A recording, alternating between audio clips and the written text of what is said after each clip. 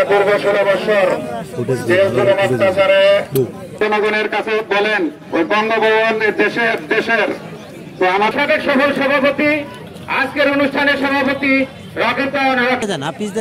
Chairperson সাবেক প্রধানমন্ত্রী দেশনেত্রী বেগম খালেদা জিয়া সুস্থতা মামুনুল হক সাহেব উনি বলেছেন যে দীর্ঘ যুগ্ম সাধারণ সম্পাদক ঢাকা জেলা যুবদল মন্ত্রপ্রবিষ্ট আছেন শহীদুজ্জামান সহ সাংগঠনিক সম্পাদক সকলকে আসসালামু আলাইকুম।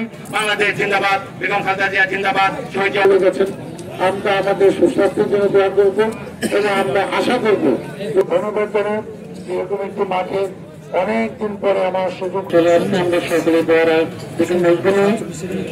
আমরা আজকে যারা উত্তর আয়োজন করেছি বিসমিল্লাহির রহমানির রহিম।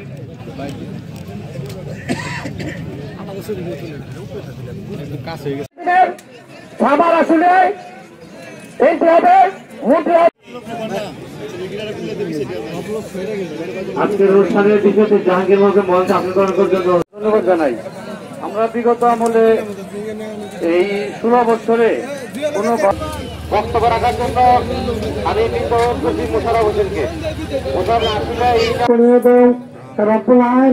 আমাদের এই সাবানা সৈন্যের ভিতরে এমন একজন মানুষকে নির্বাচন আমি মনে করি নির্বাচনের কোনো বিকল্প নয়। নির্বাচনের মাধ্যমে একটি সরকার দায়িত্ব পেলে দেশের অবস্থা ভালো হবে।